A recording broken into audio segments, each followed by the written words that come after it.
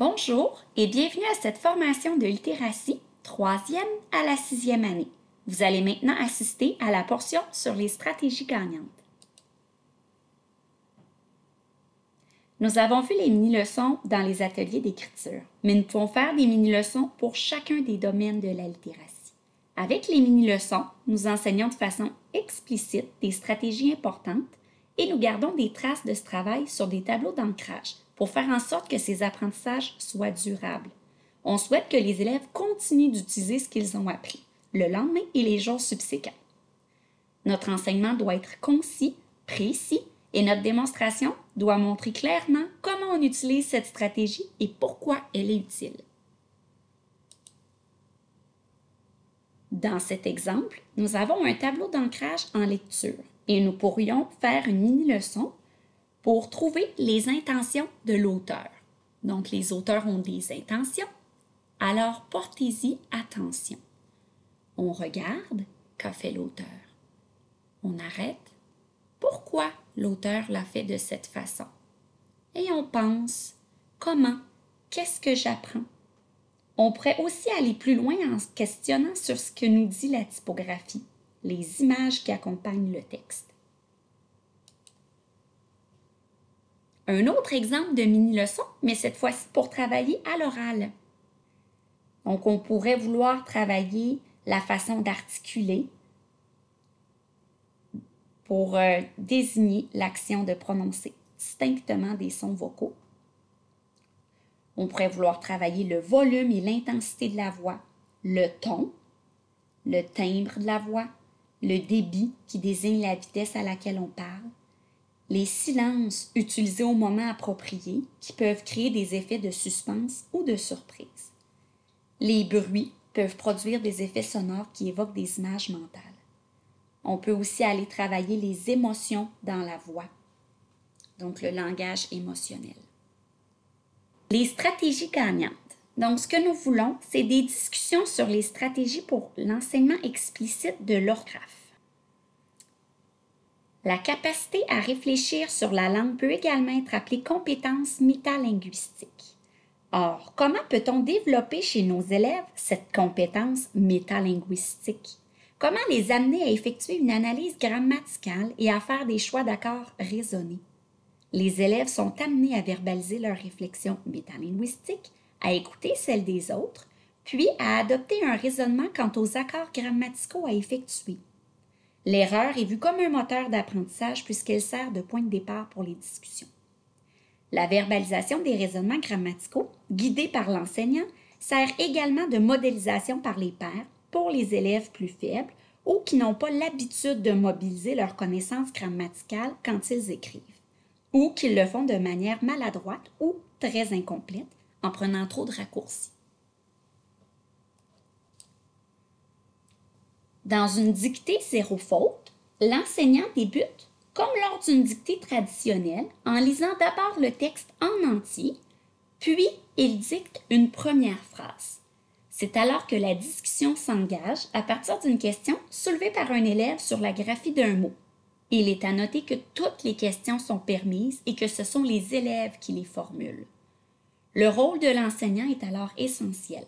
Loin de fournir une réponse toute faite au problème soulevé, il doit plutôt guider les élèves à travers le raisonnement qui mène à la réponse. Il s'agit alors de s'appuyer sur des manipulations syntaxiques comme preuve d'analyse, tout en laissant aux élèves l'espace nécessaire pour qu'ils expriment, à leur façon, les connaissances grammaticales et procédures qu'ils emploient.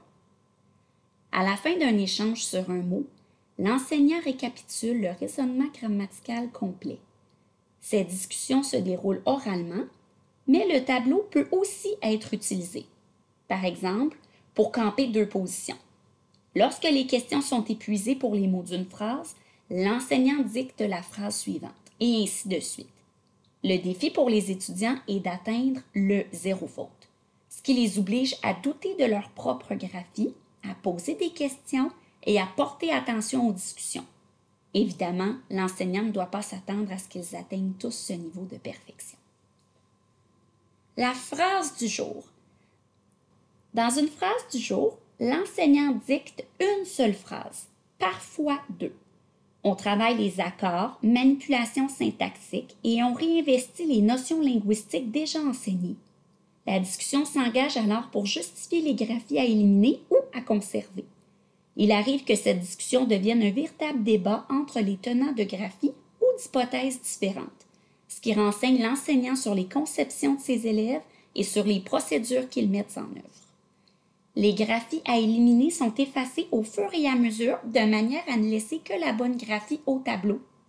À la fin de la discussion sur un mot, l'enseignant en valide l'orthographe et récapitule le raisonnement grammatical.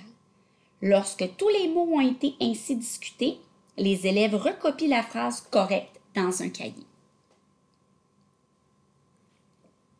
Les régularités orthographiques. Donc, ce sont des règles qui fonctionnent habituellement pour 8 mots sur 10. Elles permettent de décharger notre mémoire. Plutôt que d'apprendre par cœur l'orthographe de plus de 30 000 mots de la langue française, il s'agit d'apprendre et d'appliquer quelques règles. À ce sujet, n'hésitez pas à aller voir les affiches harmonisées pour notre conseil que vous pouvez retrouver sur le site internet de Littératie 3.6. On vous invite à les imprimer et les placer dans votre salle de classe. L'atelier de négociation graphique, ça se déroule en 4 étapes. D'abord, l'enseignant dicte une phrase ou deux contenant des notions problématiques à un sous-groupe d'élèves. Chaque élève peut disposer d'un tableau blanc effaçable ou d'un iPad de façon à faciliter l'exposition de la production aux autres par la suite. Après l'écriture, les élèves regardent les autres productions, les comparent, puis choisissent les mots qui feront l'objet du débat. Donc, mots dont les accords vont différer. Chaque élève doit alors justifier son choix d'accord en utilisant des outils d'analyse syntaxique, des manipulations syntaxiques, jugement de grammaticalité, etc. L'enseignant occupe ici un rôle d'accompagnateur. Il reformule les propos et favorise l'utilisation d'un métalangage et des manipulations syntaxiques. Finalement, l'enseignant présente l'accord adéquat. Pour faire un retour sur les points importants de la formation littératie de la 3e à la 6e année, voici les points importants.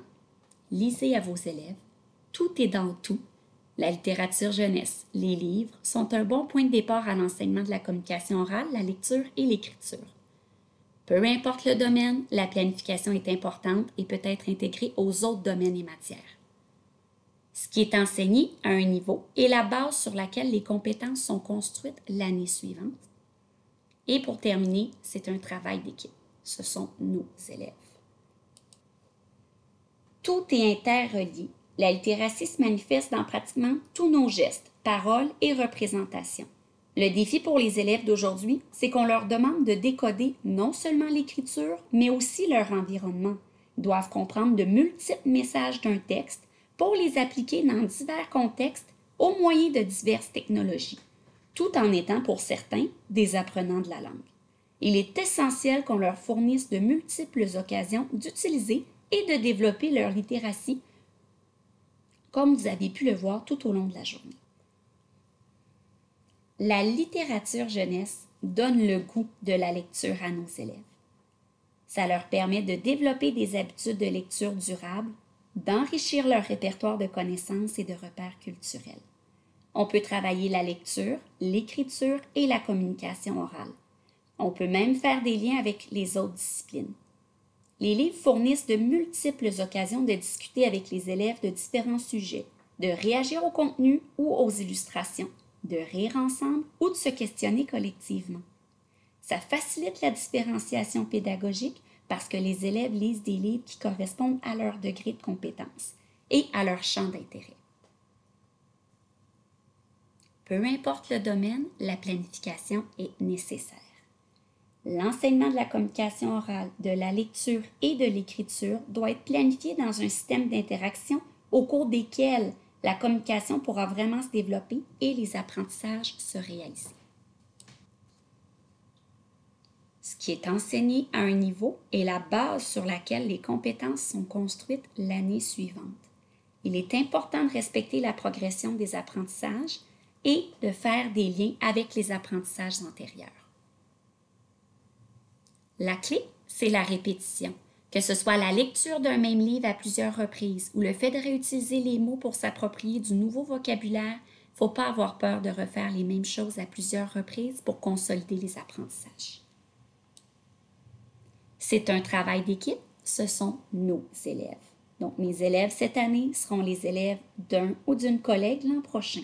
Ce qu'ils voient avec moi cette année seront leurs apprentissages antérieurs plus tard. Sans oublier avoir du plaisir. Ayez une attitude positive et faites attention aux mots que vous utilisez dans vos rétroactions. Essayez de toujours être positif. Pour plus d'informations, n'hésitez pas à écouter le podcast Toute la classe, à aller visiter le EAV ainsi que le pupitre pédagogique virtuel. Vous pouvez nous écrire à aidepédago@commercialcsviamonde.ca et vous avez des capsules sur notre chaîne YouTube Aide Pédago. Bonne journée!